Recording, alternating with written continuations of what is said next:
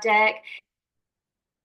Okay, I was going to say before we swap over to our slide deck and hit record, I'll go ahead and introduce myself while my camera's on. So, my name is Hannah Bradley, and I'm the Alex Project Instructor. So, I will be leading our session today, and I can also be your point of contact going forward. After you learn things about Alex today, I hope that you go forth and use it in your classroom. And if you ever have any questions or comments or need some help, I can be the person that you get in touch with. I'm going to introduce my co-host for today, which is Haley Ridgway, our Alex Program Manager. So Haley, if you want to unmute and introduce yourself. Good morning. I'm Haley Ridgway. I'm the project director for Alex, and I am the one that started the record. I apologize, Hannah. I kind of slipped that up on you, but also I wanted to let you all know that we will be recording the training session. So cameras are optional. If you do have your camera on, please keep in mind you are being recorded. Just to make sure if you have any distractions during this training that you know you are on camera. Also, I will ask that if you're not speaking, please make sure you're muted as well. Again, if you have some distractions come into the room, I know it's summertime, to keep in mind you will be on microphone. So that is it. If you have any questions, I'll be manning the chat as well to try to help out Hannah throughout the session. So if you have any questions, you can either raise your hand or place it in the chat and I'll keep an eye out on it. Thank you all for attending today. So I am going to go ahead and swap over to sharing my screen and my slide deck. Before I do that, I'm going to put the link to the slide deck in the chat. So if you are someone who likes to follow along, you are more than welcome to do that. There's lots of live active links in the slide deck. And then this will also be something that you can refer back to after today. So you're going to learn a lot today. You're going to hear a lot from us over the next 3 hours, and you can refer back to that slide deck.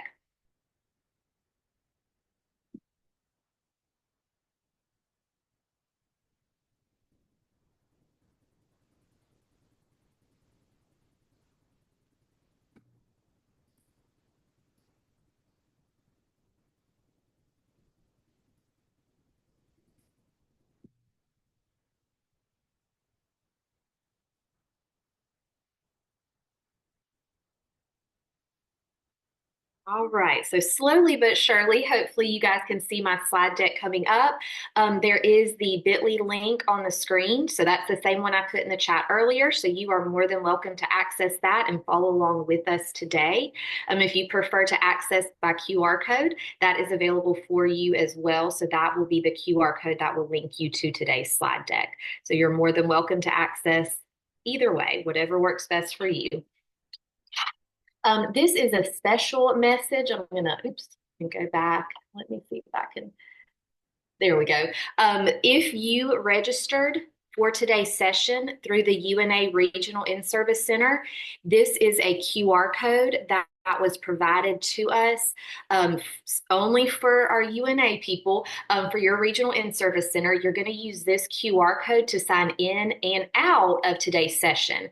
So this is the sign in piece. I'll have the sign out piece when we get to the end at around noon. But if you registered through UNA, please snap that QR code, and I believe it's a Google form for you to enter that. This is how they're recording your participation today to receive your credit on PowerSchool Professional Learning. In the event that you need to get back to this is in that slide deck that we shared earlier. There's also, I put the link to they sent us a PDF flyer, so the link to that's in the notes section as well. So whatever works best for you, if you are UNA, please make sure you grab that, and I'll have the sign out at the end.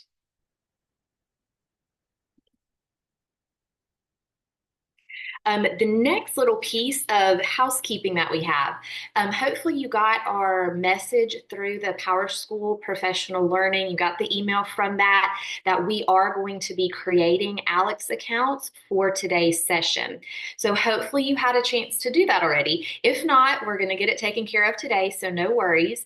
If you use a Google account for your primary email address, you're going to have just a very easy job because it can just very easily connect with Google. However, if you are going to use a Microsoft Office email address, sometimes those are a little tricky. We've been having some issues with those that we're trying to work out with our development team.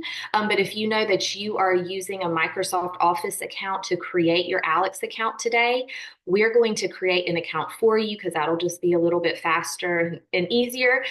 So if that applies to you, please drop your first and last name and email address into the chat. Or if you prefer to direct message, you can direct message Haley Ridgway that information, and she can work on getting that account created for you.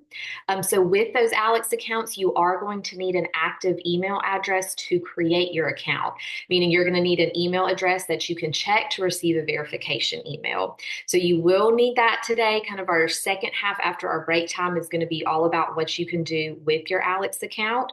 So just make sure you're prepped for that if you haven't done that prior to today's session.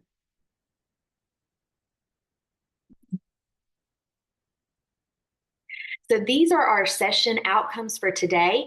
Our goal is for you to learn how to navigate Alex to access course of study standards and instructional resources. We are also going to introduce you to some AI tools like the Lesson Plan Companion and Sparkl to enhance your planning as well as student engagement. We are also going to have a lot of opportunities today to collaborate and share strategies for integrating Alex tools into our instruction. And this is our agenda for today. So we have 6 main pieces. We're going to start off by introducing Alex. So if you're familiar with Alex, this might be a bit of a review for you, but if you've never heard of Alex before, or maybe you just haven't used it in a while, we're going to give you an introduction to Alex. Then we are going to talk about the course of study standards and how you can view, print, export, and explore those course of study standards on the Alex website. Then we're going to take a look at our learning resources and how you can curate high quality standards-based learning resources on Alex. We're going to look at a new feature of Alex that we're very excited about called the Lesson Plan Companion. This is where you're going to be able to use artificial intelligence and a large language model to customize content and receive personalized lesson planning suggestions. So that'll be after our break time, and we're excited to show you that.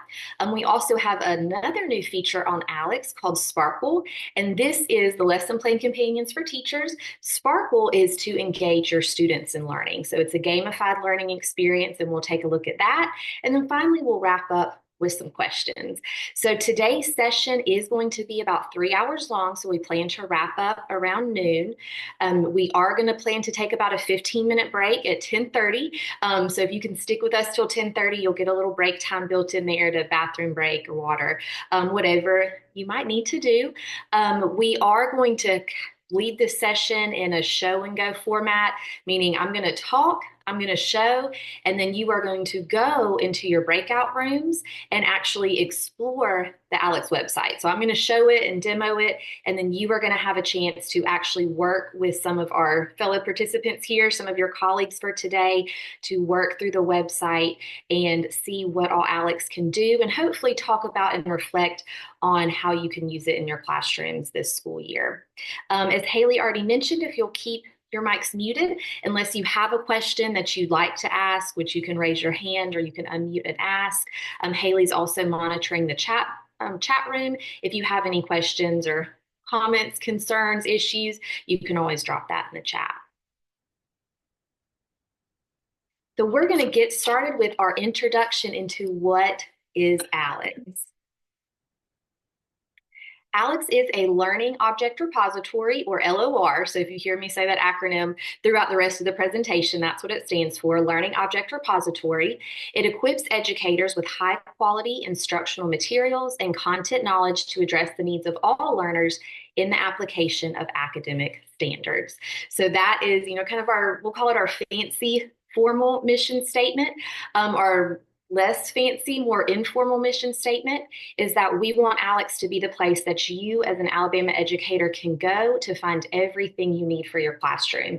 You can go to Alex and find all of your standards and know that those standards are up to date, they're accurate. You can go to Alex and find free open educational resources, meaning you don't have to Google, you don't have to go to Teachers Pay Teachers and pay money for resources. There are resources on Alex for you to use that are free, open access. You don't have to pay for anything. They're already aligned with your Alabama Course of Study standards. So that's kind of our less informal way to state our mission. So this is our Alex timeline. And some of you may have been with us since 2002.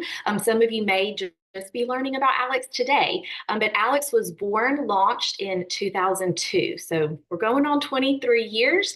And Alex, as you might imagine, as much as technology has changed since 2002, Alex, the website, has changed as well. So we have launched our biggest redesign. If you've been with us through any stretch of time, you've noticed the site's gone through some changes. It's looked different. We launched our biggest change in January of this year. And so we're calling this our redesign phase 1. So if you have been to Alex since January, hopefully you noticed, hey, everything looks a little different.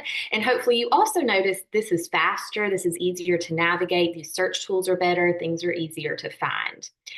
The second phase was launched in May. So that was kind of towards the end of the school year. So you may not have noticed this yet, but you're going to get to see it today. In May, we launched where teachers, you can log in to the Alex Learning Object Repository. So you can create your own account. Once you create your own account, you'll have the ability to access those AI-powered tools, which I mentioned earlier and we'll look at today, remix features, as well as commenting for collaboration. You'll be able to create collections of resources that you can share with other educators. You can favorite, so you can kind of bookmark things to make it easier for you to get back to. So we'll look at that today. Later this summer, we'll have our phase 3 of the redesign coming up, where it's an open, trusted, and innovative digital learning ecosystem, which is really what we're going for, where it can be a one-stop shop for educators in Alabama to find everything they need. So you don't have to go to a bunch of different websites and try to piece things together. You can just go to one place. And then as we go on, we are looking for continuous improvement, and the future is yours, and we are going to improve our site based on your feedback. So in that vein, I do want to let you know today is our first official formal presentation of our new website. So we've done some internal testing, lots of internal testing, shared with some of our internal stakeholders, but today is the first day where we are actually sharing with a large group of Alabama educators. And when we say we really want to improve based on your feedback, that really is the truth. So if you have any questions, comments, concerns, suggestions, as we go through things today, something is a little confusing and not very intuitive, we would love for you to share that with us, so we can bring that to our development team to make sure that we make this site easy for Alabama educators to use. These are some of the things that you can find on Alex. So what most people think of when they think of Alex is that's the place I can go to find our Alabama Course of Study standards. And so that is the thing that we are going to start with today. The standards are in a printable, searchable format. We also have the unpacked content as well as associations between different frameworks, and we'll look at that today. We also have the course content collections, which would be our standards-based instructional resources. The new thing, those new features that we talked about is my content collections, and you'll have a chance to explore this today. This will be the lesson plan companion and the Sparkl student activities, as well as the collaboration tools. Finally, this is kind of what we're getting to, is that educational ecosystem where there's interoperability with learning management systems, maybe like Google Classroom or other things like that, where everything's just really easily integrated. And again, it's your one-stop shop. You don't have to go piecemeal things from a bunch of different websites. So that was our quick Alex intro.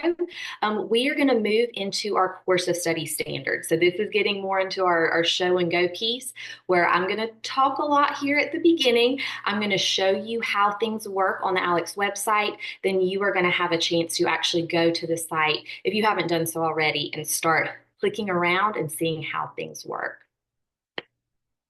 So the Alabama Course of Study Standards are the heart and soul of the ALEX Learning Object Repository. So every learning resource that you find on ALEX is aligned with at least one Alabama Course of Study standard. So when we say they're the heart and soul, they're kind of the foundation of everything that you find on ALEX. When we look at the ALEX website in just a moment, and you can see that screenshot on the slide deck, the standards tab is represented by a map icon. And it's represented by a map icon because those standards are leading you to your destination. So if you're wondering, why is it a map? That's why it's a map, because it is really showing where to go and helps us as teachers map our curriculum for the entire school year. So this is some background information on our course of study standards. And what I'm about to talk about may be review for some of you. So if it is, you can just take this in as review. If it's not, then I hope that you can learn something new as we talk about our course of study standards. A content standard defines the knowledge and skills that students should know and be able to do by the end of a grade or course.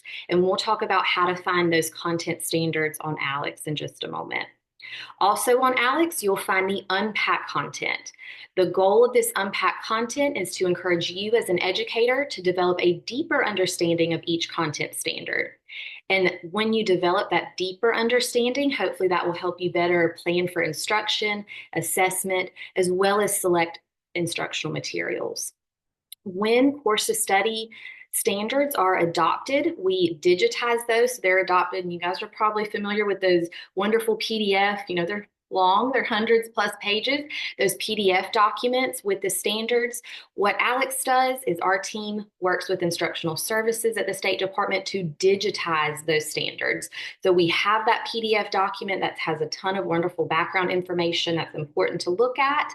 But then on ALEX, you'll find those standards digitized, where it's easier to search. If you're having to copy and paste those into a lesson plan or something for your school, they're very easy to find. So anytime a newly adopted course of study is approved and published, we get that digitized and up on our ALEX website. So we currently have the 2024 Social Studies course of study on our website, and I can show you that today. We are working on getting the Arts 2024 uploaded. If anyone out there is an art teacher, then you know those art standards, there's a lot of them, but we are working on getting all of those courses on our site so you can find those. So now we're going to talk about interpreting the content standards. So what you see on the screen right now is how the standards will look on the ALEX website. So once we digitize those standards from that PDF document, it will look as to how you see on the screen. We're going to kind of talk through what these standards mean. So the first thing that you'll see, I'm going to kind of point over here to what we call our human readable code, or this is like an ID. And what we have here for our coding scheme is the SC, that's going to stand for science, as you might guess. The other subject areas are going to have a different code at the beginning, like ELA would be English Language Arts, SS for Social Studies, MA for Math, so on and so forth. But those first 2 or 3 letters that you see are going to refer to the subject area of the standard. The next 2 digits that you see are going to be the digits of the year that the standards were approved. So these were our Science 2023 standards. If you were to see ELA 2021, those were the English Language Arts standards that were approved in 2021. The next part that you see will either have letters or it'll have a number. In this case, this is human anatomy and physiology. So that's a course, a high school course. If we're looking at a particular grade, it would have a number. Unless it's kindergarten, it'll be a K. But if it's 1, 2, 3, 4, 5, 6, that will be a particular grade level.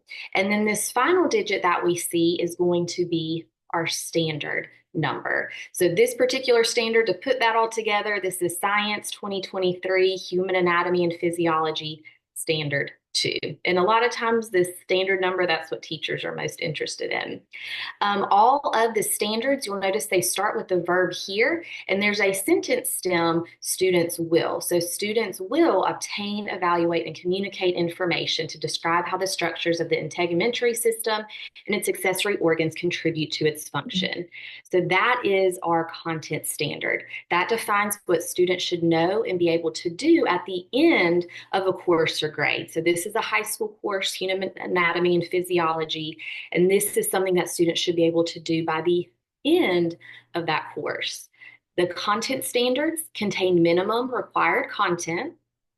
The order of the standards, meaning they're in that numerical order, 1, 2, 3, 4, 5, so on and so forth. The order of the standards within a course or a grade is not intended to convey a sequence for instruction, meaning standard 1 doesn't have to be taught first, standard 30 doesn't have to be taught last. So you may receive a pacing guide from your school or district that you're to follow that tells you the order to teach the standards in. You might have the autonomy to select that on your own, but the way that the standards are published, those numbers do not convey a sequence for instruction. Some standards, like this one that you see here, will have a substandard, and those substandards are denoted with that little lowercase letter. Substandards are content that are related to the standards, and they are required for instruction. So sometimes people see that little, little lowercase letter there, and it kind of looks like, well, maybe that's optional. It's still required content. It's just showing that that substandard is related to that parent standard. So it's still a required content.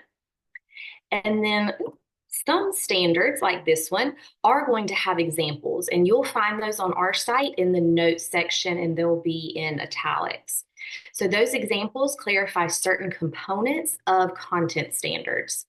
It is not required content, and these examples are illustrative but not exhaustive, meaning this list of examples is not a list of every relationship between the integumentary system and other organ systems. It's just giving you some ideas. So the goal of those examples is to help teachers kind of get started when they're thinking through these standards, but it's not a complete list necessarily. The next thing that we're going to talk through that you'll be able to find on ALEKS is the unpacked content. So what you see on the screen is a grade 3 standard. This is a science standard. And even though this is grade 3, so we're talking, 7, 8-year-old children learning this science skill and information, the standard itself is pretty complex if you read through that. Conduct investigations to explain the effects of balanced and unbalanced forces exerted on an object, varying the size, number, and direction of the forces. So even though that's one standard and it's 3rd grade, it is complex. So the goal of this unpacked content is to break down that standard to help teachers understand the standard on a very deep level, to then in turn hopefully be able to instruct their students. So the first thing that we're going to ask ourselves when unpacking our standards is, what is it that the students need to know? The next thing is, what is it that the students must be able to do? And then finally, are there any conditions identified for performance of the standard? Now, we have a committee that writes all of these course of study standards. So when you see those on ALEKS, a committee of subject matter experts has worked together for months and months and months to write those standards. They are then approved by the State Board of Education after, having a public call for comment. So there's a whole big process that takes months and months and months to happen. And once those standards are approved, then a smaller subcommittee of subject matter experts work together to write this unpacked content that we then publish on ALEKS. So these were just, today we're talking through, this is not something you're going to have to do. I'm just letting you know how all of this is created and how we get it on our site. So what our subcommittee does when they're unpacking this information is they'll often start with the verb, because all of the standards start with the verb. So with this 3rd grade standard, a teacher would be trying to teach their students to conduct investigations. The next thing we're going to ask ourselves is, what are we conducting those investigations about? What do the students need to know? The effects of balanced and unbalanced forces exerted on an object. Some standards will have a condition or a context. This is going to be a restricting condition, a method, or a resource. Sometimes it'll be there, sometimes it won't. This particular standard does have a context. It's saying when those students conduct the investigations, they should vary the size, number, and direction of the forces. So the subcommittee that does the unpacking, this is the first thing they look at. They break the standards down in this way. Then they work together to write this information that we then publish on ALEKS. The first thing that you'll see is the teacher vocabulary. And notice what it says here in blue. These are key terms that are in the standard that are essential for the teacher to interpret and understand to lead students to that grade level attainment. Meaning the intention of this teacher vocabulary is not for you to make a vocabulary test to give your students. This is for you as the teacher, make sure that you understand what those terms mean to help you better instruct your students. Then our unpacking committee is going to write down, here are some concepts that students need to know in order to master this standard.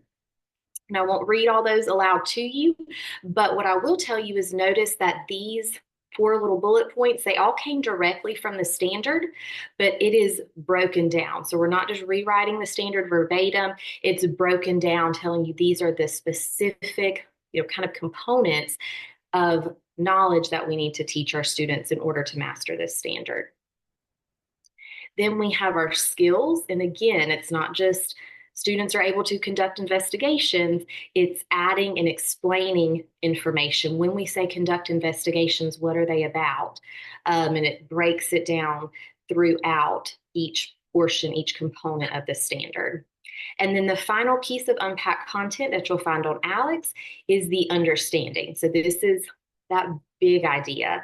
And how I like to think of it is, as a 3rd grade teacher, I'm going to teach my students this standard. And we know students, unfortunately, they're not going to remember everything that we teach them about this standard. We wish they would, but they probably won't.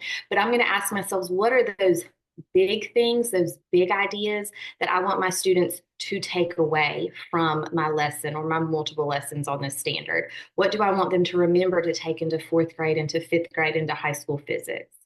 So in this particular one, you'll notice that we are really wanting students to take away that cross-cutting concept of cause and effect.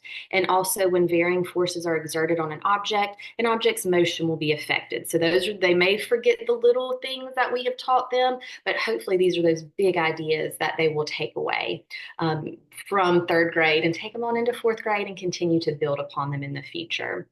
So everything that you see here related to the content standards, you will be able to find on ALEKS. The final thing I want to show you before we take a look at our ALEKS website is our Alabama Course of Study Standards and State Textbook Adoption Cycle. So if you've been teaching for a while, you've been in education for a while, you know that you don't get just one course of study standard for your whole career. You know that they are updated on a regular basis and you might have to learn some new standards. So you'll see, kind of to take us back, science standards were approved in 2023. This year has been the textbook adoption, and those standards are going into effect this coming up school year. So the implementation of the 2023 science standards will happen this school year for anyone who's teaching science. And I'll show you where to find those standards on ALEKS. Social studies and arts education, those were approved in 2024. Textbook adoption will happen this school year, and then those will be implemented the following school year. So if you are social studies, I'll show you, we have those published on ALEKS, so you'll be able to go ahead and see those and get a head start on learning those new standards. Where we are currently at is the digital literacy and computer science standards. The committee is meeting now to start to work on updating those from 2018. So this is something you can refer back to kind of see how often things will be updated. And of course, as time goes on, this will continue to be updated as well. So now let's talk through how you can access, search, print all of the standards on Alex. So on Alex, you'll be able to find unpack content and associations. All of that information you can see over on the left side of the screen, kind of how it will appear. All of that will be on the standard item card under the notes field. You can view all of this unpack content at once, the teacher vocabulary, the knowledge, skills, or understanding, or you can collapse the field. And then we can also look at associations. So I'm going to demo this, and you'll have about 10 minutes afterwards to further explore the Alex site. So the first thing you're going to see when you go to Alex in just a moment is this little pop-up, and this pop-up is going to have important information. So I won't read all of that to you today, but you know, in the future, this is kind of where we consistently update. So it's a very dynamic pop-up here that's going to give you new information. So please explore that. But right now, I'm just going to click Let's Get Started so I can show you the standards piece. Standards are represented by this map icon. So you're going to click the map. And then once you click the map, and notice I'm not having to sign in or anything like that to access the standards. This is open access for anybody who wants to look. The first thing that you'll see are academic standards. So these are all of the currently approved academic course of study standards. Then you'll see career and technical education, if anybody's a CTE teacher. We have the alternate achievement standards published here. We have the WIDA standards as well as assessment frameworks, which is ACT and NAEP. So that's everything that you'll see on that standards tab. For right now, I'm just going to focus on our academic standards, and I'll just click on, I'm going to go to ELA because we have a good number of associations there. And I'm going to show you some of the different functionalities of what you'll find on the standards tab, and you'll have a chance to explore in just a moment in your breakout rooms. But just know, if you don't teach ELA, whatever I'm showing you here is going to be applicable to any other subject area. So no matter where you're looking, everything will kind of work the same way. So the first thing that you'll see over here is all of the different grade levels. If you were looking at science, you'll see grade levels and courses, and same with math. To navigate through those standards, I'm going to click on that little right arrow to navigate through all of the different levels. Now, the different levels are going to have different terms depending on the subject. So for ELA, I'm looking at content area. Got a content area, and you'll see this little item card popping up. We have oral language, that's my sub area.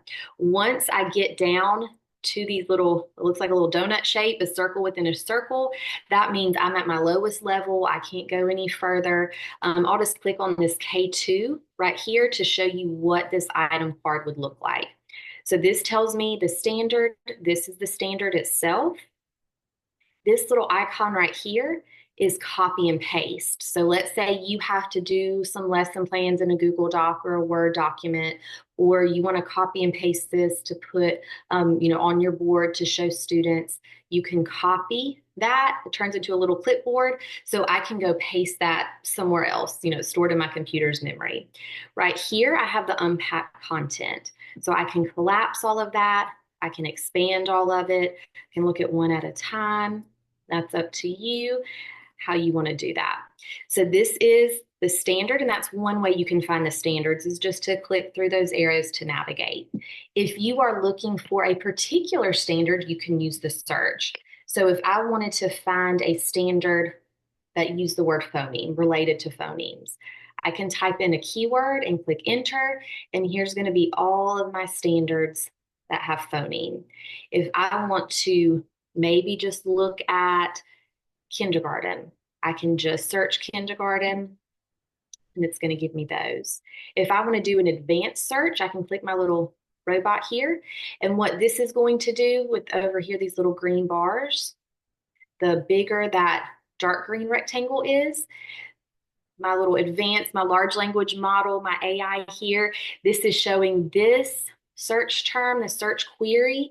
It thinks that it's probably most related to that. So it's kind of working like a Google search, like my most relevant search results is what it thinks I'm searching for. So I can look through that. I can click through all of my different results, and you'll see it as it goes on, it's probably less relevant.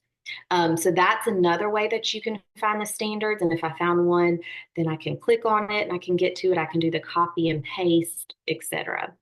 The other thing that we have teachers ask about is if they want to print the standards. How do they go about doing that? First of all, we do have that PDF document. So if you are a teacher who likes to print out the entire course of study and you like to put it in a binder, that is there for you. So you can click on this official source URL, it'll bring up that PDF. And I suggest anytime you're teaching a new grade or subject area, always look at that PDF because there is a ton of great background information there. But that's not something you may want to refer back to every day. That's just kind of good to have as background information. Once you're familiar with that, maybe you just want to print out your grade level standards. You don't need the whole, 100+ page PDF document. You just want your grade level standards. You can click on the grade or course. You can click on this little printer icon. And then it's going to pull up this kind of print preview. You'll notice here on the left side, you have all the different options about what you want to print. So maybe you don't want to print the unpacked contents. You'll see it will make it a little bit longer if you print all that. So you could take that off. Maybe you don't want to color code it. You can click refresh preview. Now it's just my standards and it's in black and white. So you've got lots of different options over here as to what you want to print out, but that option is there. The other thing you can do, and this one, I don't know how many people will use this, but I do want to let you know that the option is there. If you are somebody who prefers to have things rather than printed off in a document or a PDF, if you want it in a spreadsheet, the option is there. You can click table under framework options, and then you can click export and it'll export this as a CSV file. So that's, if anybody prefers a spreadsheet, it does have that capability. The next thing I want to show you before you have a chance to explore on your own, I'm going to go back to my tree view here, is our associations. So you'll see here there's this little two-way arrows pointing both ways. It says association options if you hover over it. And there's lots of different association options. So I'm going to just show you one at a time so you can kind of see what those look like. So the first one I'm going to show you is the alternate achievement standards. So this is going to show how the general ed standards that we're looking at right now, how those are correlated with the alternate achievement standards. So you'll see there's this little association tab down here at the bottom. If I click on that, then it's going to show that is how this standard is related to this alternate achievement standard. So it's putting it all in one window for me to see that. The other thing that we have, and this will be different depending on the subject area that you're looking at, but for our ELA standards, we also have the ACT alignments. And you'll notice how I'm finding these associations. It has this little icon, and I can just click through my different levels until I get to my standards. And this particular standard, you'll see how many associations, because those ACT objectives are a little bit broad. There's a lot of alignments there, but it's showing how those are aligned. The other thing, and this is one that we have in ELA that has been really popular, that we're excited to be able to have that, is our vertical alignments. And I'm just going to click a kindergarten standard so we can kind of see how it goes. And these vertical alignments are going to show, I've clicked on this kindergarten standard. This is showing how this kindergarten standard is related to my first grade standard, how that progresses into second grade and third grade. There's some of these standards, they progress from kindergarten all the way up to sixth grade, seventh grade, eighth grade. So it's very helpful as a teacher to know, maybe I'm a kindergarten teacher, I know this is where my students are going next year. Or if I'm a first grade teacher, I know this is what my students should have learned last year. So it's just very useful for teachers to be able to look at those vertical progressions. So I believe that is all that I have to show you on those standards, except for one last thing I forgot about, which was our content items. So there are multiple ways that you can find those standards aligned learning resources on ALEX, and we'll show you in the content collections coming up next, but you can also find that on standards. So if I were looking at a particular standard and I want to see what resources are aligned with it, I can click on that little orange button and it will pull up all of those standards that are aligned. So what I'm looking at right now, because I just clicked kindergarten, these are all of my kindergarten ELA standards aligned learning resources that I have on ALEX. So we have all of those. We have all of those. You can go up here if you're searching for something in particular, like I can search the alphabet. Maybe I'm looking for alphabetical order. Then I can put in a search term and it will start bringing up things that are related to my search term. So that's one way that you can find those standards aligned learning resources. So that was the show part. So I have talked a lot, and now it is your turn to go into breakout rooms to explore those standards tab. So you are going to go into breakout rooms with your group. You're going to look around, click around, demo all those things that I just showed you. You're going to see if you can do that on your own. If you have any questions, feel free to ask your group members. Haley and I can also be bopping around to help anybody who may have questions. Now, as you explore, and this is kind of going to be your takeaway from this, you are going to select one standard from the grade level and subject that you will teach this upcoming school year. And if you're not quite sure about that yet, you can just select one standard maybe that you're most interested in or you are very familiar with and you feel good about. So you're going to select one standard. I'm going to ask that you jot that down on a sheet of paper or keep it in your mind, put it in your notes on your phone. Select one standard. That is going to be the standard that you focus on during the remainder of our session. So our goal for today is for you at noon to come away from this session with a lesson plan that you're going to create today using Lesson Plan Companion. You're going to come away with a lesson plan as well as a student Sparkl activity, which we'll get to. So you may not know what that is yet, but after our break, we'll talk all about it. So our end goal today is for you to come away with a lesson plan that you could use next year. So we're going to start that whole process with step one, which is finding a standard for you to focus on. So you're going to have 10 minutes in your breakout rooms to explore the standards tab on ALEX and then find a standard that you want to focus on for today. Jot that standard down on a piece of paper, your notes app, have it in your mind, whatever works best for you. Before we head into breakout rooms, does anyone have any questions? You can unmute or you can drop it in the chat.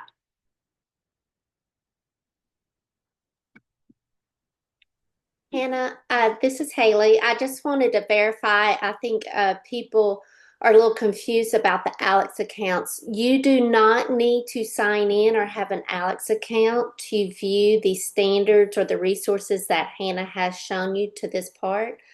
When you do need an Alex account, she will walk you through on how to create that. But I believe some of you were panicked thinking you couldn't sign in. You do not need to be signed in to complete this activity in your breakout rooms. Are there any questions? All right, then I'll hit that breakout room button and It we will will. lead you to your breakout room. They're asking where are the breakout rooms. Oh, okay. Yes, it should automatically assign you. And Haley, do you know how many participants that we have? We have 104 participants, Okay. and that includes us. Okay. Maybe I'll do 15 breakout rooms. We'll do 20. We'll make them a little bit smaller, 5 to 6 participants per room. All right. Well, we'll give you guys 10 minutes in your breakout rooms and we can pop around to see if anyone has any questions.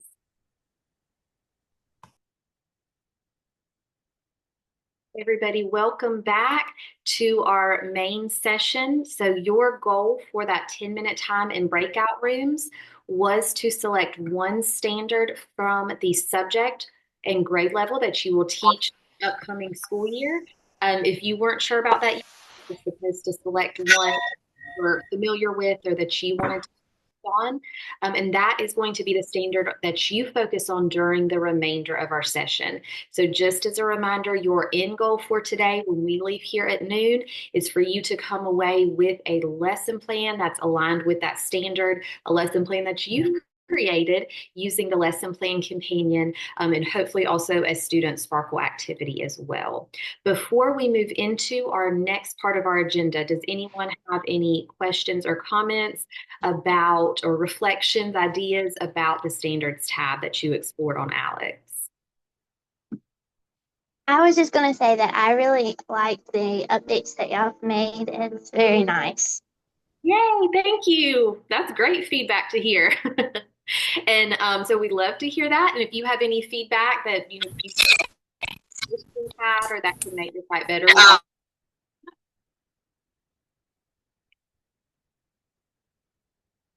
we well, we are going to go ahead and move on into our next portion of our agenda, which is how can you find standards-based learning resources on Alex. So I've already shown you one way, which was through the standards tab. You hopefully saw this when you were exploring those little orange buttons that bring up those standards aligned learning resources. But I'm going to talk you through another way that you can find that, as well as the different types of resources that you'll find on Alex. So just as a reminder, we're going to do a show and go, meaning I'm talking a bit at the beginning here to kind of explain everything that you'll find. I'll demo everything, and then you'll have a chance in breakout rooms again to explore these resources on your own. So as Haley mentioned earlier, what I'm talking through right now, similar to the standards, you do not need an account to access this. So the standards and the course content collections, those learning resources, no account required, anybody can access this. There are three types of resources that you will be able to find on Alex. The first one are classroom resources, and these are an instructional tool designed to align with Alabama Course of Study standards to support student achievement. So these are going to be, I like to call them our most basic type of resources, in the sense of they are going to be a link to an open educational resource. These resources were not created by Alabama educators. They were curated by Alabama educators, meaning an Alabama teacher, an Alabama educator found this open educational resource. They aligned it with the course of study content standards. We evaluated it to make sure it's high quality, and that's what's published on Alex. So imagine, you're in a school and your teacher friend across the hallway said, "Oh, I just found the best website that we can use for our lesson today, the best interactive that we can use for our students." That's kind of what these classroom resources are. The next level up is called a mini lesson. If you have used Alex in the past, we used to call these learning activities. We've changed that terminology a little bit, but same idea. They are mini lessons. So if you think of a lesson plan, a lesson having a beginning, a middle, and end, a before, during, and after activity, if you're familiar with that strategic teaching terminology, that's what a mini lesson is. So it's a building block of a lesson. It's a portion of a lesson.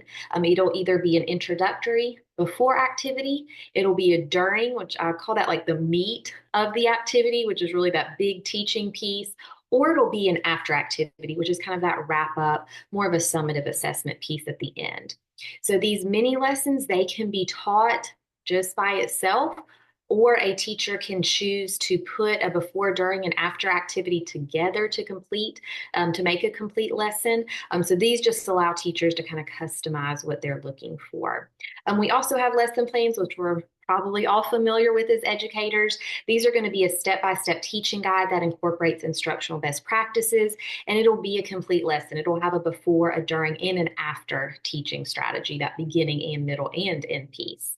Now, one thing I do want you to know on our Alex website, whatever you find, whatever learning resource you find, number one, everything is free to access and free to use. So you're not going to have to pay for anything. And again, you can access it without an Alex account, without logging in.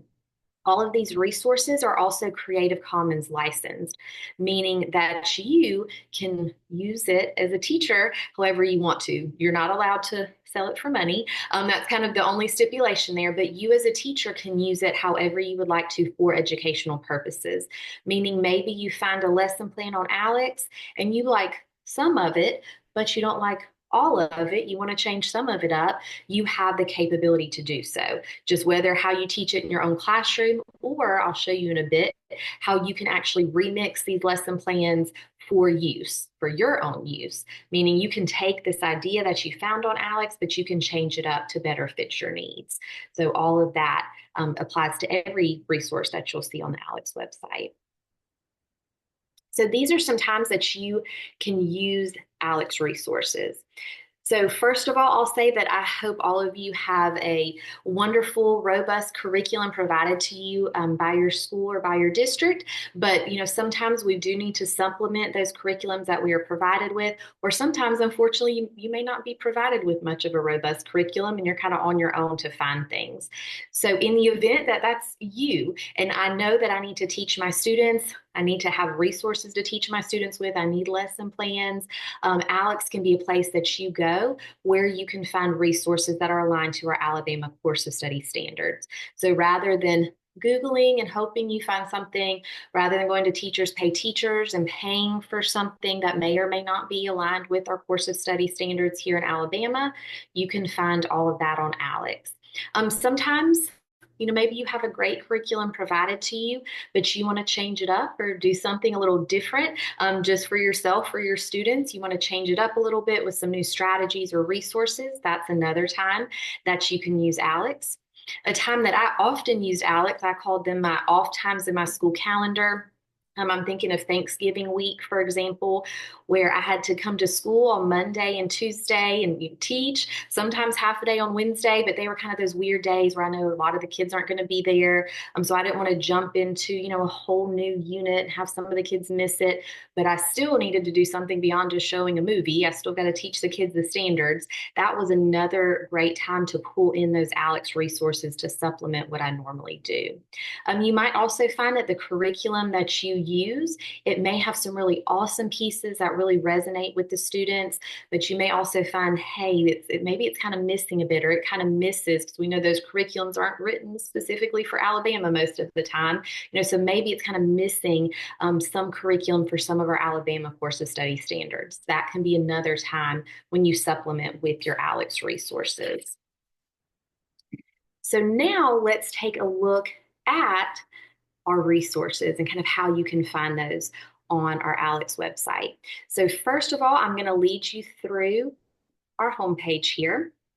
And if you have the slide deck pulled up, all these things I'm going to show you here are active links, so you can click on them. So when you get to the Alex homepage, and we have changed our URLs. So if you have not already bookmarked that new website, make sure that you do that for easy access. So it's alabamalearningexchange.org. This pop-up window will pop up, and remember that you're encouraged to read that, but for right now, I'm going to click Let's Get Started. So previously, we explored our Standards tab. We're going to move now to our Course Content Collections tab, and that's represented here by a teacher standing in front of a chalkboard. So these are resources that a teacher would use to teach their students. So I'm going to click that.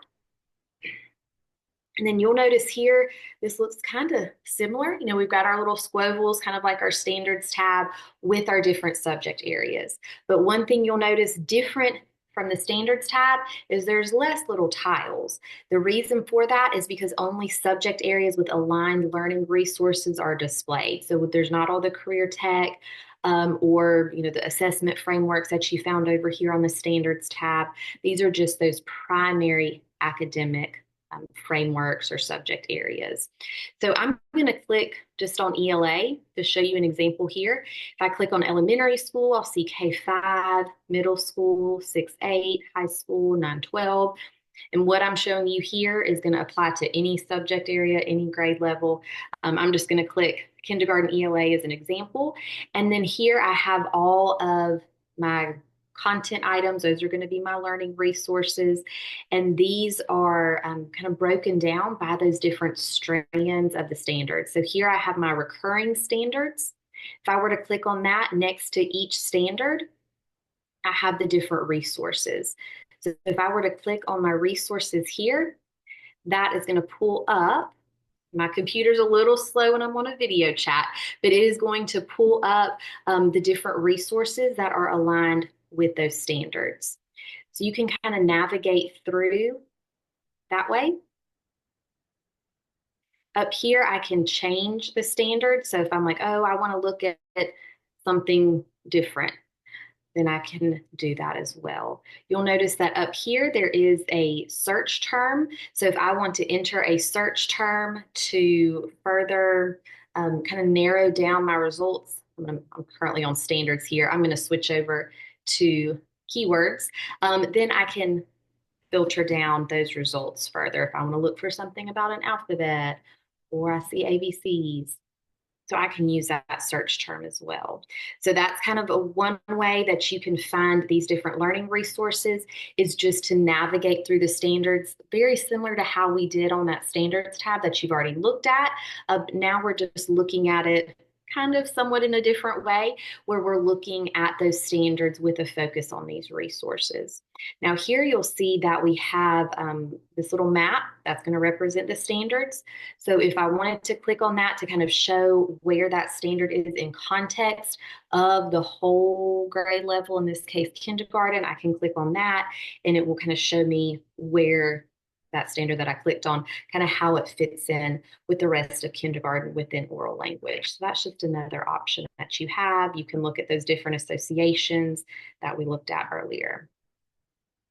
So that's one way that you can find those different resources. So something else that you can do is where it says search site content. This is going to be a search that searches everything in ALEKS. Now I'm going to talk through what these little different search filters mean up here. So first we have search by keywords or terms. That's if I want to find a learning resource. If I want to search for standards, I can toggle over there. I'm going to keep it here so we can keep our focus on our learning resources. You'll see here I can search in all items on ALEKS. Or if I know, hey, I'm a kindergarten teacher and I'm looking for an ELA resource, I can focus on just kindergarten ELA if I wanted to. You do, when we're searching for learning resources, we do, or let's say we suggest that you select a particular subject.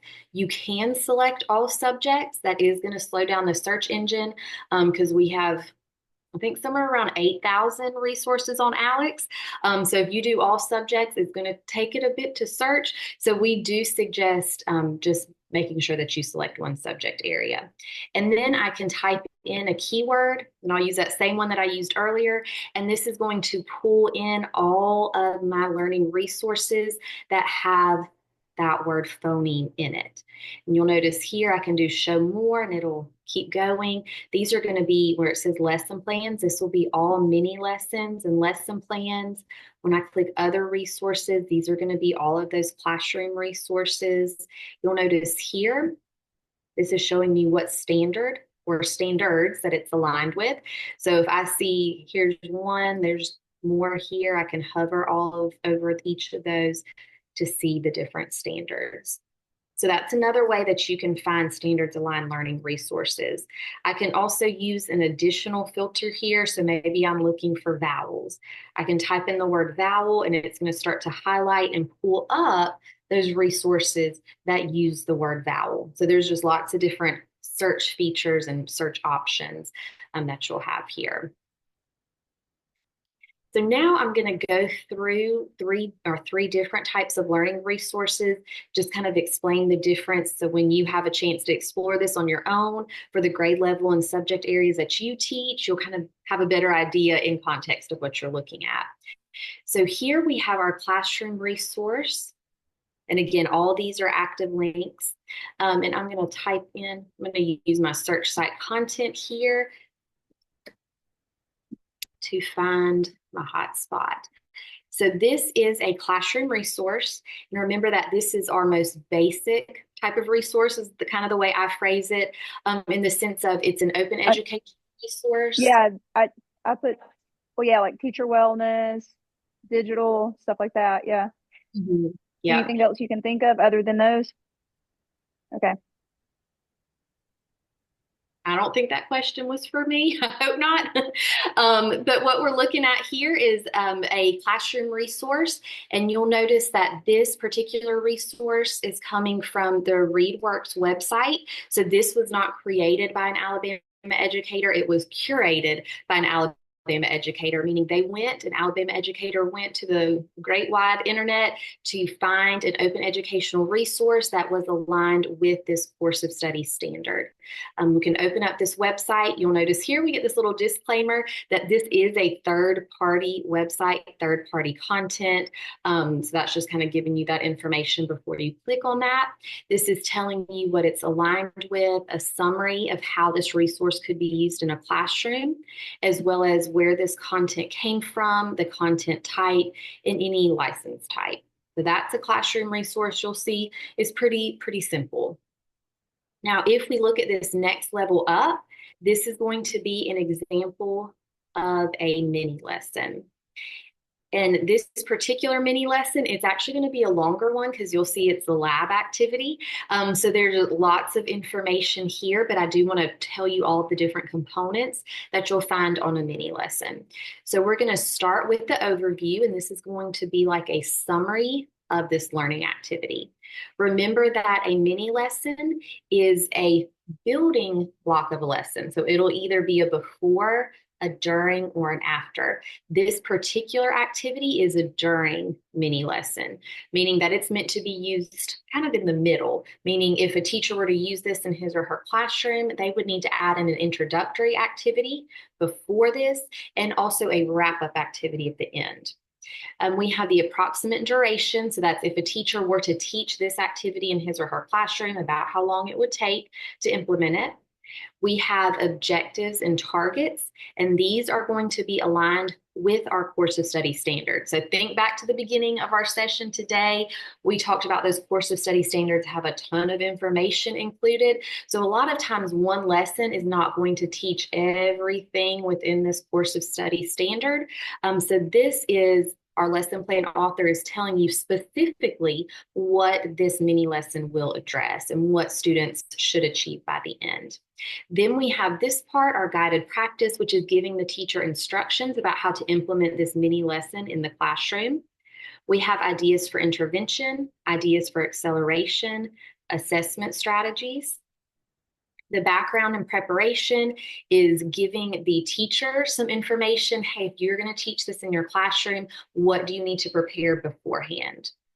Finally, we have our materials and resources component. And again, this one I'll say most ALEKS resources do not have this many materials needed. Most are a little bit more condensed than this, but this particular one is a hands-on lab activity. So there is a lot of materials required. The other thing I want to point out to you here is all of these links that you'll see, they're linked here, they're linked in these tabs at the bottom. Everything that you find, all these external links, are free to access and free to use. They're open educational resources. So nothing that you find within these you'll have to pay for. So you could teach this in your classroom. All you need is the materials. The next and final thing I will show you here before you have a chance to explore on your own is a lesson plan. So this is going to be very similar to that mini lesson I just showed you. You'll notice that all the components are the same, but the difference here is rather than this just being that during activity, this is a complete lesson from start to finish. It has all pieces included. Because this is a science lesson, it's following the 5E model. So it has the engage, explore, explain, elaborate, and evaluate. So it follows that 5E model because it is a science lesson plan.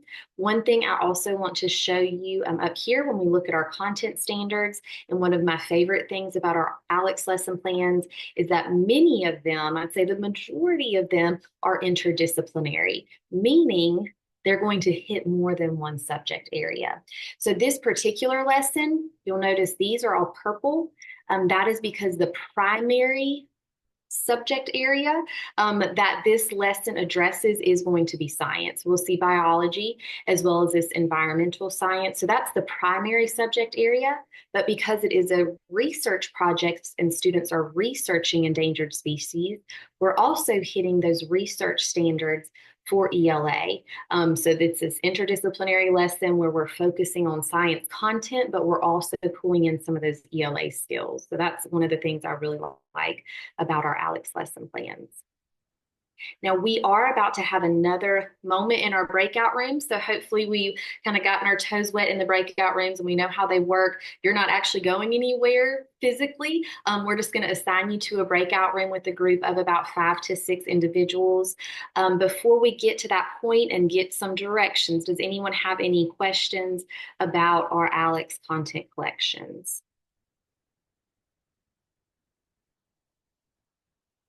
All right, then I'm going to head back here to our slide deck and give you some directions about your breakout rooms. So you are going to have about 10 minutes in your breakout rooms to explore the content collections tab on ALEKS. So again, in order to do that, you're going to go to the ALEKS website. No login. You can do this without logging in. You are going to click on the tab that's a teacher standing in front of a chalkboard. So alabamalearningexchange.org, teacher in front of a chalkboard. And then after that, hopefully it's pretty intuitive. You click on the subject area, you click the grade level. As you explore, I want you to think back to that standard that you selected during your first breakout room. So it was a standard that's from a subject and grade level that you were going to teach. You're going to look for that particular standard and see if there's any resources already on ALEKS that are aligned with that standard. So you're going to have 10 minutes to do that in your breakout rooms. Haley and I will be in the main room if you have any questions. I'll also be doing those broadcast messages to let you know about how much time you have left. Before we go back to our breakout rooms, does anyone have any questions for us? Hannah, there were a few questions in the chat I could address with everyone real quick. Yeah. One was the science standards. Someone had a question about how to view the unpacked content. Okay. You select the standard itself, and then a card or pop-up will appear to the right. And then the knowledge, skills, big ideas, overall understanding is a drop down below the standard. So it's only aligned for each standard in the view. And sometimes you may need to maximize your window to see the side part, the card area. The other question was, at this time, we have the Science 2015 standards aligned to resources. We are converting those over to the 2023 science standards in the month of July, so those should be available for you in August when you return to school. All right, if there are no other questions, then I will get our breakout rooms going. Okay, one moment. Let's see. Stephanie Creel says, I'm with Calvin Fikes. I need a bit more instruction. What are they supposed to be doing? Developing a lesson plan. So at this time, we're just giving you a reason to explore ALEKS. So the first task was to select a standard of your interest, maybe a science standard that you know you will need to address for the new school year. The second task is here where you can explore the content collections tab. If you want to search for that particular standard, there's no need to. We're just trying to guide your search so that you're just not, okay, well, what do I do here? And then when we get to creating your accounts, to give you an idea of how to use the lesson plan companion, we thought it would be nice if you had a standard already selected, then to move forward with your task. 2010 social studies are still in effect. Those will not be required for implementation until the 2026-27 school year. So this upcoming year is an optional year. The resources on ALEKS will remain aligned to the 2010 resource collection, although you can view the 2024 Social Studies Standards on the Standard tab. We do not have any career tech education resources at this time, but we do have those standards on the Standard tab. So if you would like to just explore the Content Collections tab using some standards from another subject area. And I think that's it. Oh, okay. Well, great. Then I'm going to head out, everyone, to the breakout rooms. Remember, you don't have to go anywhere physically. You're just going to click the breakout room button to send yourself there, and I'll get those going now. Question time. Any questions? We are planning our break. I know I promised 10:30. It's obviously going to be a little bit later than that, but we do have a break time built in. So that way everyone has a time. If you need to step away from the Zoom, you will have that. Our next piece is we are going to talk about the different functionalities that you'll have on Alex if you sign in. So we are getting to that create an account time.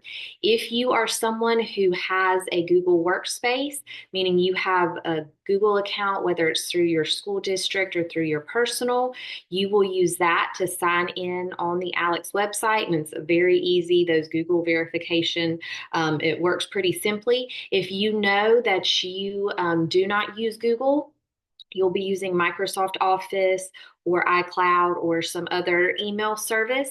It may not play as nice. We're kind of still testing all that out. If you remember at the beginning, I said this is our first time really presenting this to such a large group. We've got about 100 people here today.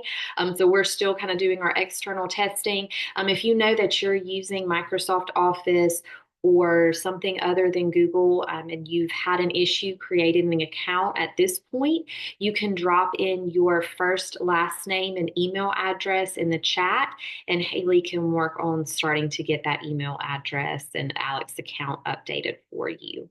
If you're using Google, I'm going to show you how all that works. So if you're using Google, I'm going to go through the whole account creation process in a moment. I'm going to get that out of the way so we can see everything. So what we've looked at so far, which is looking at our course of study standards, looking at our open educational resources on Alex, all of that you can access without creating an account. That's open, free to access, free to use. If you create an Alex account and log in, you will have some additional functionalities and features, and that's what I'm going to go through next.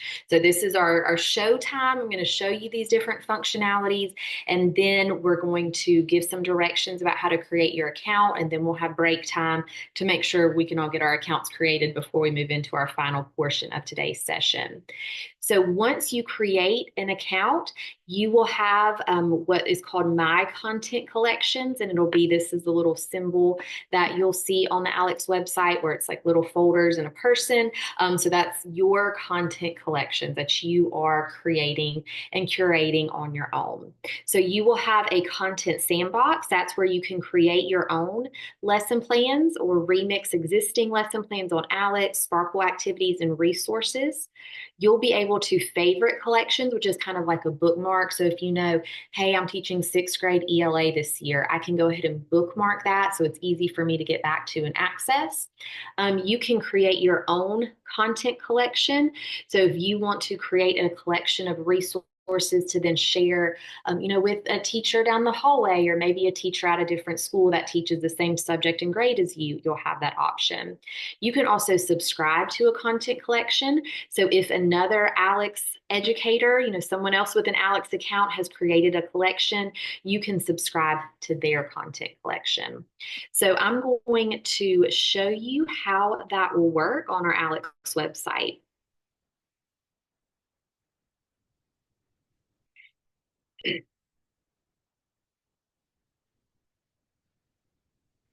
All right. So I'm going to go through the sign in process more in depth in just a moment. But for right now, I'm just going to sign in, and you'll see if you've signed in with Google, if that's how you created your account.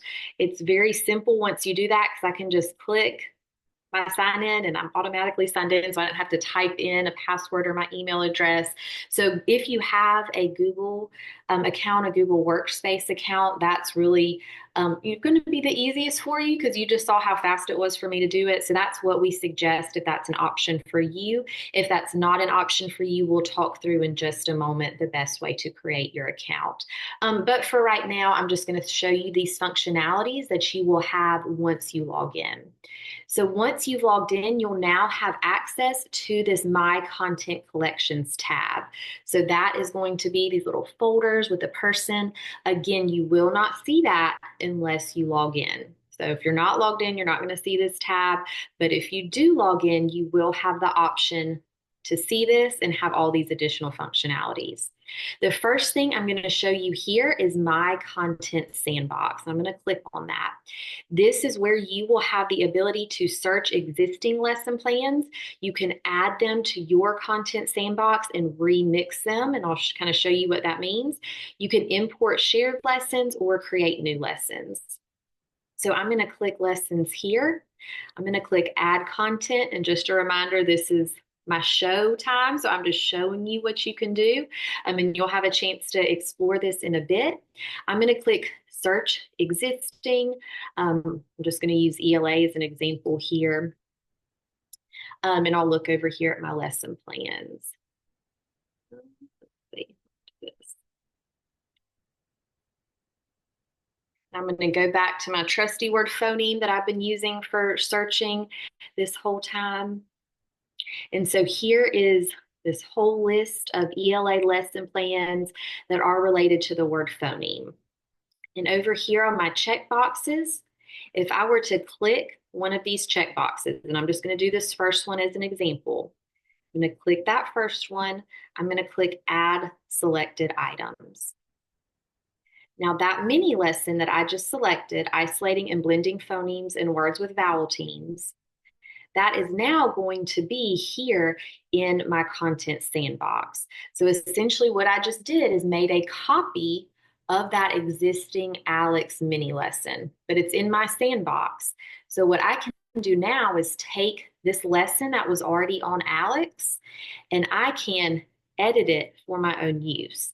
So think back to what we talked about before, our previous breakout rooms. All of the learning resources that you find on Alex are Creative Commons licensed, meaning I can change these up, I can remix them, I can reuse them.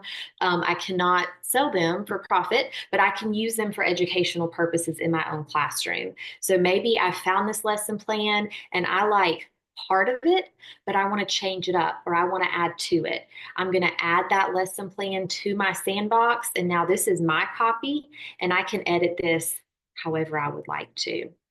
So that's one thing that you can do once you create an account in your sandbox. The next thing that you can do, I just did search existing. That's what I just showed you. The next option is to import shared. This is if, let's say, you have a teacher friend down the hall that found a great lesson plan, they want to share it with you. They can give you a code that's going to start, this lesson ID is going to start with an L and be followed with some new numbers. You can type that in, or they can even copy and paste it and send it to you in a text or an email, and you can click import, and that'll import it into your content sandbox. And we'll do one of these later, so you'll actually import a lesson in Sparkl activity that I created. So we'll test this out in a bit, but you can share lessons in that way. The other thing that you can do is create new.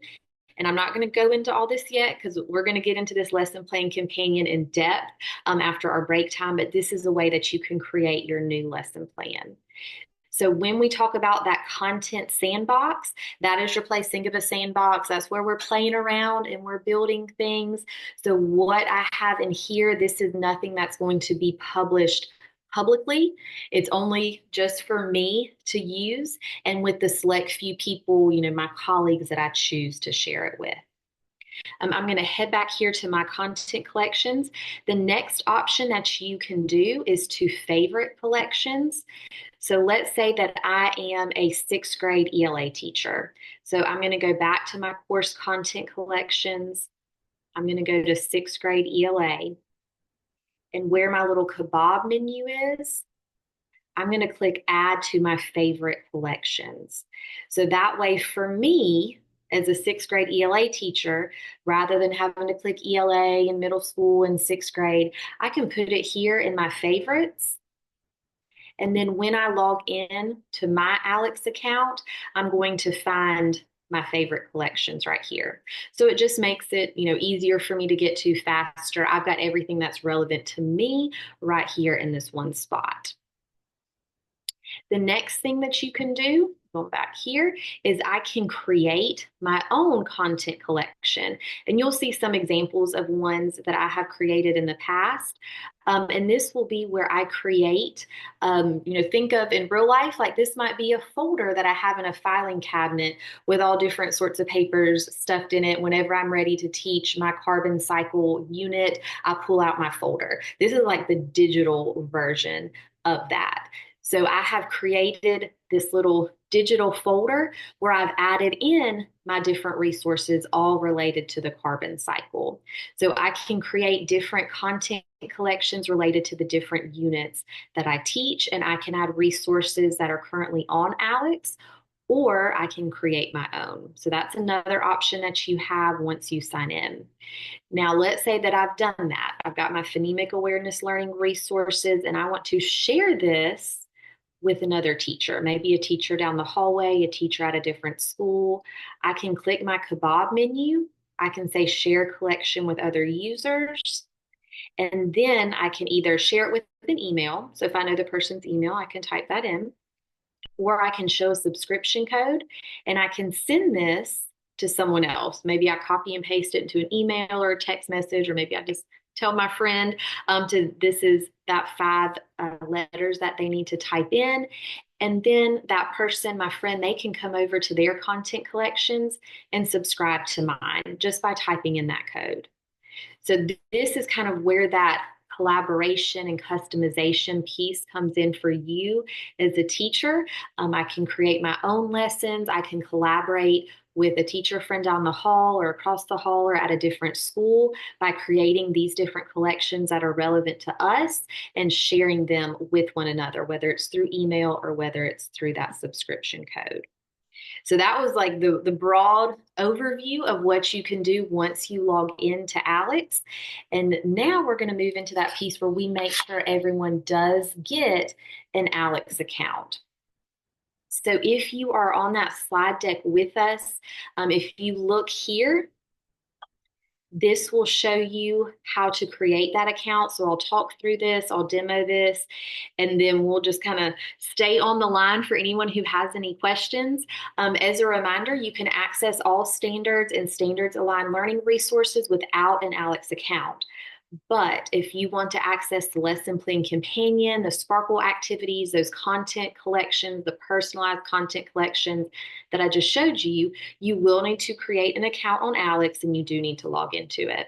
So your first step is going to be to go to alabamalearningexchange.org and you're going to click the blue sign in button in the top right corner. If you have a Google account, whether that's through school or personal, that is going to be your fastest option. As you saw on mine, that you just click your email address and it logs you in. You don't have to type in anything. That's going to be your best option. So we do suggest using that Google account if you have that option. If not, you can create an account with your name and email address. That's not Google. If you create an account with your email address, you will need to check your email for a one-time sign-in link, meaning it needs to be an active email address that you can actually log on to right now to get that verification email. As you guys know, if you've signed up for other sites in the past, sometimes those verification emails get sent to spam or get sent to junk email folder in your email, so you may have to check there. We do know that sometimes they get blocked if you've been using Outlook, which is like Microsoft Office, Outlook. It may block you. If that's you, that's applying to you, then you can put in the chat your first name, last name, and email address that you want to use, and we can get that set up for you. And Hannah, if anyone that knows they use Outlook, if you'd like to go ahead and place your email in the chat before creating an account, and I will create that for you. We do have a magic password that will be assigned to it, which will expire at the end of the day. So if I create your account, you will need to change your password once you have access to the account. So if you know you have Outlook, I know like Birmingham City Schools, if you have a Birmingham City Schools account, you'll be blocked. So go ahead and add your email address to the chat and I will create that account for you. The first time that you log in, you will see our ALEKS terms and conditions as well as the privacy policy. So we ask that you read all of those before clicking accept, and those are available on our homepage as well going forward. But the first time you will get a pop-up where you do need to read and accept those. Once you've created an account and logged in, now you can get to your My Content Collections, which you will need for the remainder of today's session. So I'm going to go to, before we kind of get to our next piece, which will be our break time and time for you to get logged in, I'm going to pull up the ALEKS website to show you where you would click on all those things. And I do have to log out first.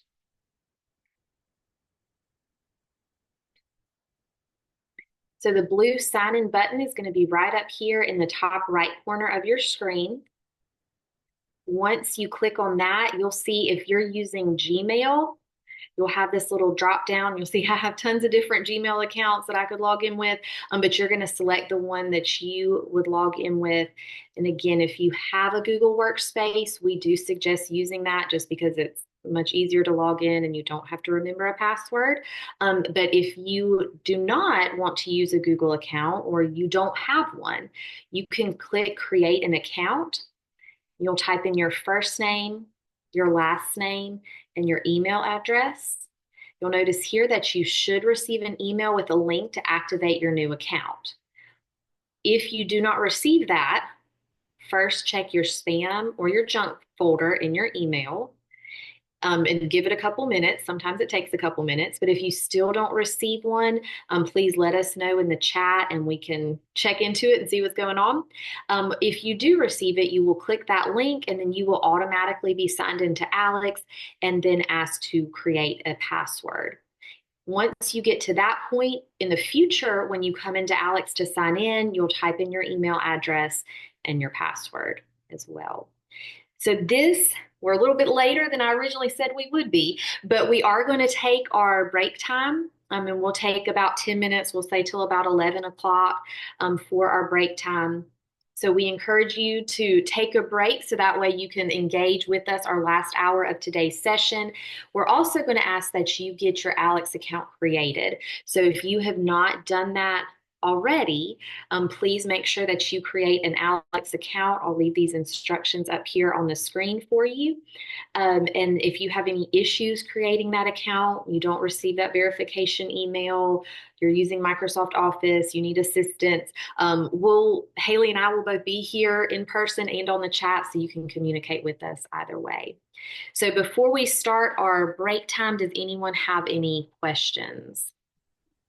Hannah, if they are using Gmail or the learning targets that will be covered in this lesson.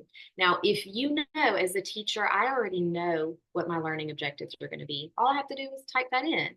If I want to use this large language model to help me get some objectives, I can click my little robot here, so suggest objectives or learning targets. Now I'm going to pause for a moment to read this because I think this is super important for all of us to know. The suggestions that you see on this lesson plan companion are generated by a large language model, also known as artificial intelligence. And these suggestions are going to be based on the standards that you've chosen and any other information that you've already specified in your lesson plan. Many teachers find these suggestions extremely helpful as they develop their lesson plans, but do keep in mind that these large language models are a computer, meaning they're not actually intelligent. They do not have the knowledge, skills, expertise of the classroom and of their students that you are going to have as a teacher. So remember, you are the final arbiter of this information and of your lesson plan and of what you teach your students. This large language model is going to give you some awesome ideas that are great starting points, but you in the end are the expert in the classroom, and you have the knowledge of your students and what will work best for them in your school and your classroom. So that was just our little disclaimer. I wanted to make sure we got that in, but I do love this large language model to give us some good ideas about what we can put in our lesson plan. So as we talked about earlier, standards a lot of times are very complex. Even though this is a third grade standard, there's a lot of concepts and skills within this standard. So maybe as the teacher, I decide I want my lesson to focus on synonyms and antonyms. So I could select this one. And then it's going to put that into my lesson plan. I can, if I wasn't happy with those initial 5, I could suggest more. If I didn't like any of them, I could click clear all, but I'm going to say that one's good, and I'm going to click done. Now I'm going to get to my opening question. Again, this is optional. If you don't have to have an opening question, but if that's something that you like for your lesson plans, I can click suggest opening lesson, opening question, and it's going to ask the LLM for suggestions. So now that large language model is taking into account my standard as well as my objectives and my targets that I've already input. And I know for me that I really want to focus on, those antonyms and opposite words. And maybe I'll kind of select this one, the opposite of big, something around the classroom that's small. And so we can talk about the differences between those 2 words. Something else that I can do once I have this opening question is I can create a model response for that question. In other words, what do I hope students will say? And maybe we have sometimes where students, they don't give us much of a response or much engagement, and we kind of need to lead them to where we want them to go. This might be a way to do that. So I can suggest a model response. What would I hope that the students say in response to my opening question? If I ask this opening question and I just get a bunch of blank stares and not much assistance, not much engagement from my students, what are some things that I could say to them to kind of prompt them to where I want them to go? The next piece that you'll see here is the prior knowledge. So I can think through, what do my students need to know before this lesson? Now, you as a teacher, you might be able to just type that out very quickly because you're familiar. Something else that you can do is I can click on my standards here. And now I can see this standard in context. And when it comes to ELA, I can look at those vertical alignments. So I can see this is what my students, this is a 3rd grade standard. My students should have learned this in 2nd grade. They should have learned this in 1st grade. And they should have learned this in kindergarten. So it gives me an idea of what my students' background knowledge should be. We know that's not necessarily what it's going to be, but that's what it should be. That's what they should have learned in 2nd grade, 1st grade, and kindergarten before they got to my 3rd grade classroom. I can type some of those out. I can click suggest prior knowledge if I want that large language model to provide some assistance for me. But right now, I'm going to leave that blank and kind of show you this teacher instruction piece. So our lesson plan companion, you'll see there's 3 different instructional pieces here: teacher instruction, guided practice, and independent practice.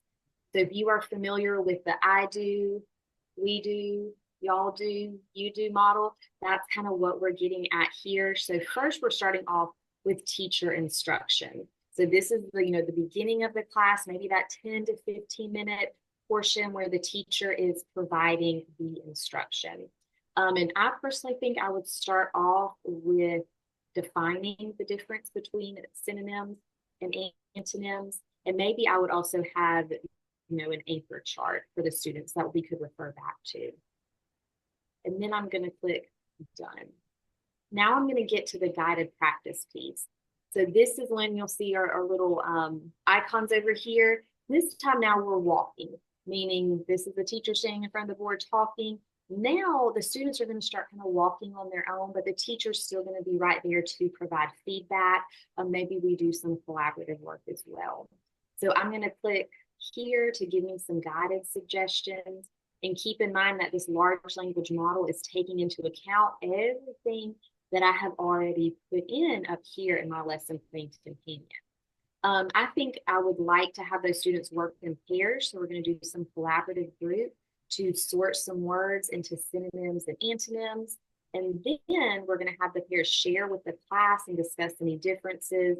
And then maybe I'm going to put right here as a reminder to myself to walk around and provide feedback to students on pair sorts. So notice that I can use these suggestions, but I, as the teacher, can also type in some extra here. So if I want to remind myself, hey, when I've got this lesson plan ready to go, I'm teaching it to my students.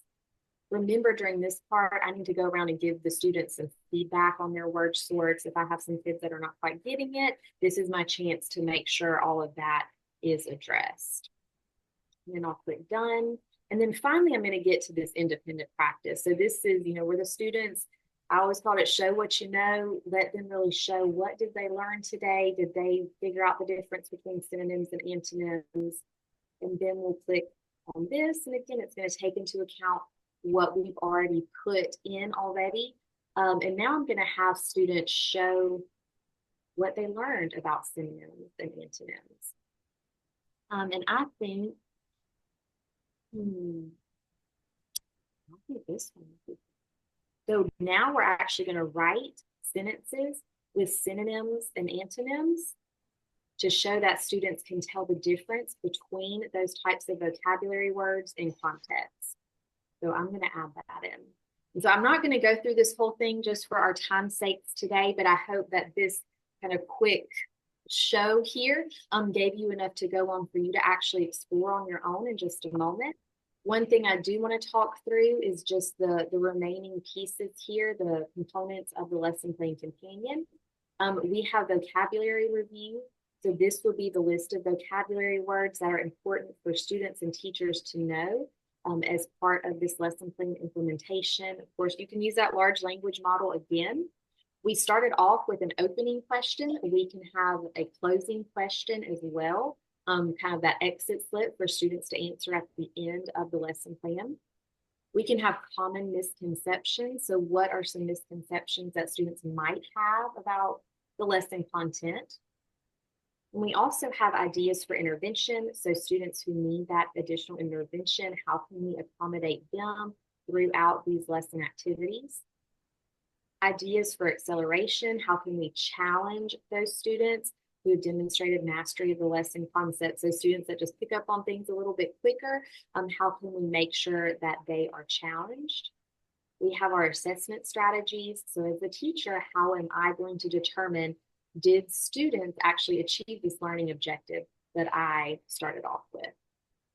The background and preparation, that's for what does a teacher need to do before they teach this lesson plan. For this one, we're going to need an anchor chart. We're going to need our list of synonyms and antonyms on cards. We're going to need a way for students to write those sentences. Am I going to provide them sentence strips? Are they going to have paper? So this is the chance for you as a teacher to think through, what do I need to do to prepare to teach this lesson? And then finally, materials and resources, just a reminder of what do I as a teacher need to get together and have prep ready to go for the day that I teach this lesson. You'll see down here that you'll also have the option to add a digital resource. So maybe you as a teacher know, hey, there's this awesome online interactive that I can use with my students for this lesson. I could click that and add that email, that URL address to connect it with this lesson, just for easy access for me as the teacher. So that was our broad overview of the lesson plan. You are going to have a chance to work on this on your own. Before we get to that point, does anyone have any questions about our lesson plan companion? Welcome back, everyone, to our main session. We are going to kind of get to our end here. We've only got 13 minutes left, so I'm going to pivot a bit on the end of our slides. We had a much more in-depth Sparkl student activities activity planned for us today, but we're going to just kind of briefly touch on that and focus more here. And I am going to ask for someone, maybe hopefully more than one person, to unmute or put in the chat what you were able to work through with that lesson plan companion. So if you had any great ideas or breakthroughs or reflections about how you can use the lesson plan companion, in your classroom, we'd love to hear that. So you can unmute or you can put that information for the chat for everyone to see.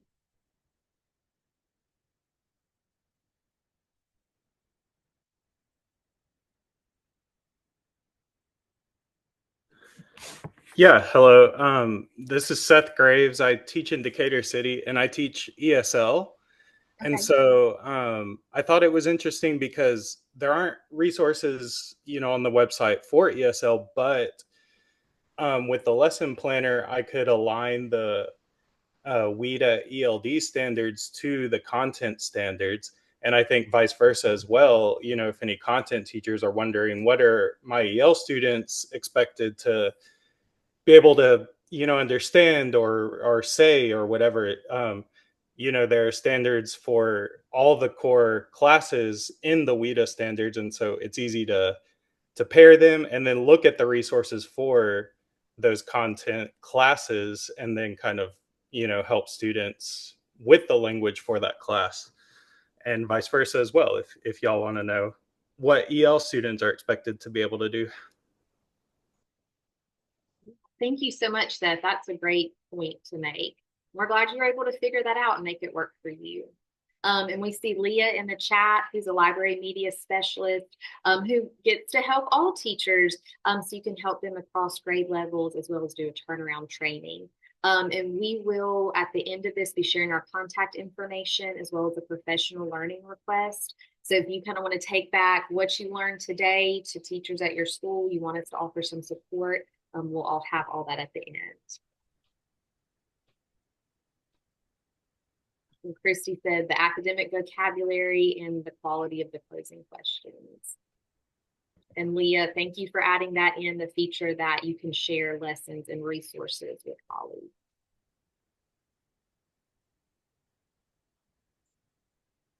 Well, I'm going to head back. Again, I'm not going to get to share as much about Sparkl as I originally planned, but I will say, but I will say that hopefully you will have the chance to look over the slides in the future. So even though I've skipped those slides for now, you will have these where you can get back to them and look more in depth in the future. But I do want to give you just a brief overview of Sparkl. So Sparkl is for students. So what we showed you earlier with the lesson plan companion, obviously that's for teachers to use to plan lessons for their classroom. Sparkls are for students to engage with the learning content. So Sparkl helps you as the teacher to create interactive gamified activities with focused questions to boost student engagement and support learning across all subjects and grade levels. There are multiple types of Sparkl interactions. There are content type interactions, and the goal of these are to help students learn the content, so not necessarily assess, but learn. And these types of interactions use cognitive science principles to help students respond to prompts as well as give instant feedback, which will hopefully boost their learning and focus.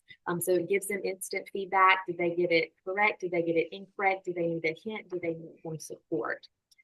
There are also assessment question types, and these are ones that you're familiar with if you use like Google Forms or something like that as an assessment piece. And those can be used for exit tickets, independent practice, reviewing lesson content.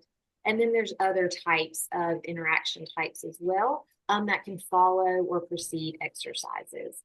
Now, I'm not going to click on this, but I am going to let you know that it's here. When you want to come back to this later and learn more about Sparkl and the different interaction types, you can click this little pencil box for more, and it will bring up another slide deck that goes more into detail about all of the different question types that you can find on Sparkl.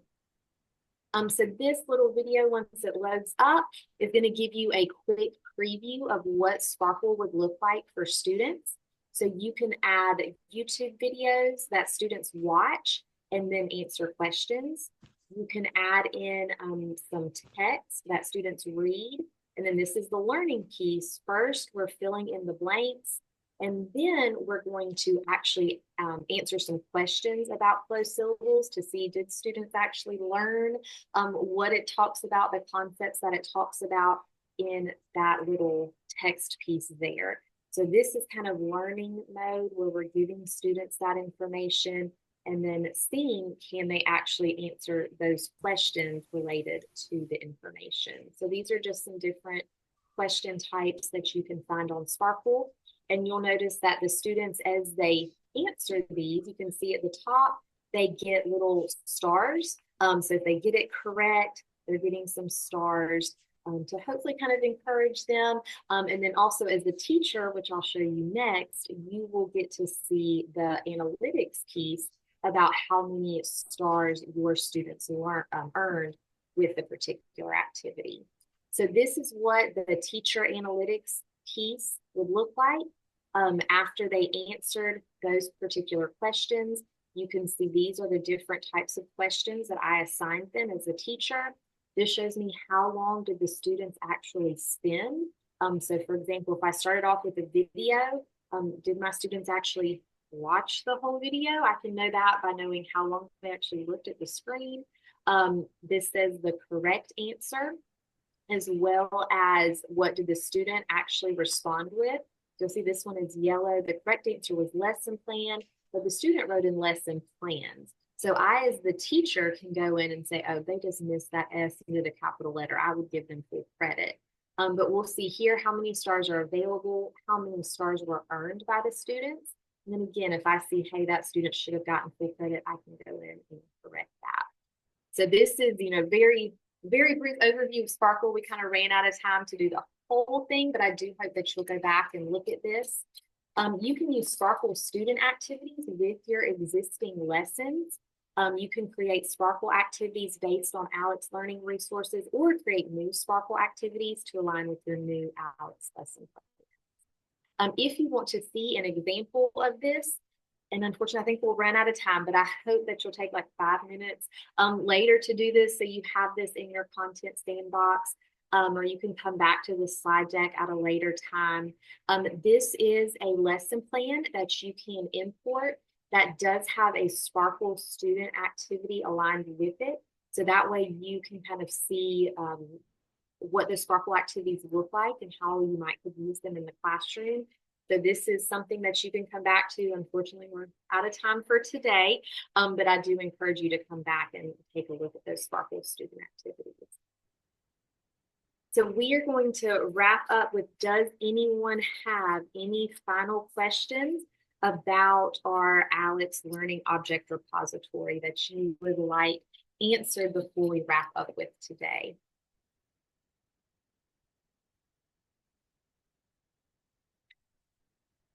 Then I'm going to leave you with some information at the end. And if make sure that you wait until 12 o'clock because we have the sign out information as well.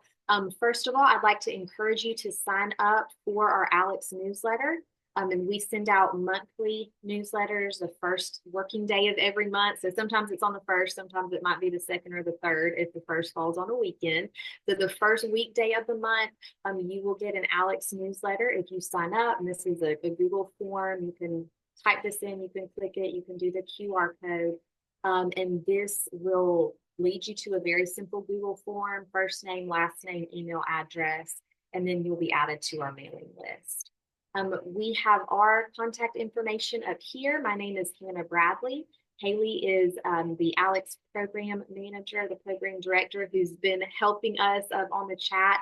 So you can get in touch with both of us using this administrator at alabamalearningexchange.org email address. So if you have any questions going forward, you need anything from us after today, please feel free to get in touch with us. We encourage you to follow us on social media, Facebook, X, Instagram, and YouTube. Our handle on all of those are at Teach with ALEKS. And if you have the slide deck pulled up, these are all active links. So you can click on those directly to get to that. And that's another active link right there for our newsletter. And so our final thing here is our links to today's presentation. If you want to grab that, save a copy of it to your drive, you are more than welcome to. I will ask if you have a couple of moments to complete this evaluation form for today. and it'll ask you the presenter's name. So you can select me from the drop down, Hannah Bradley, and then add today's session. And this is just a quick, I think it's about 10 questions to let us know how you feel today went and what we could improve next time around. Again, we appreciate all 100+ people being here with us today. This was our first big formal presentation of our new website. So we appreciate you guys joining in with us today and all of the feedback that you've given us. And we'd love some more feedback if you're willing to help us out with that. And then the final thing, and I'll put this back up in a second, but I do want to make sure if you are someone who registered through the UNA Regional In-Service Center, so that was, you went to Power School and you use that UNA Regional In-Service Center link. This is the QR code that you need to use to sign out of today's session in order to receive credit on PSPL. So if you were from any other regional in-service center, they did not provide us with the QR code, so we have that tracked and logged, and we'll send that to the directors, our Zoom information that you provided today. But if you're from UNA, please make sure that you have completed that form. And I finished with, I guess, about 1 minute left, but Haley and I will be hanging out here to answer any questions that you might have for today. But if you are done, you've signed in, you've signed out, you've got your attendance recorded, then you are more than welcome to go and grab some lunch. And thanks again for being here with us today. And Hannah, if you'll go up to the slide for the evaluation link, please. And also, I'm not sure, Hannah probably mentioned this at the beginning, but I was watching the chat. We do have a how-to handbook linked on the Alex homepage. So after this training, if you, oh, how did she do this? We have step-by-step instructions on how to complete the task that Hannah shared with you today, as well as some YouTube videos with some tech tips. And those are all located on the homepage.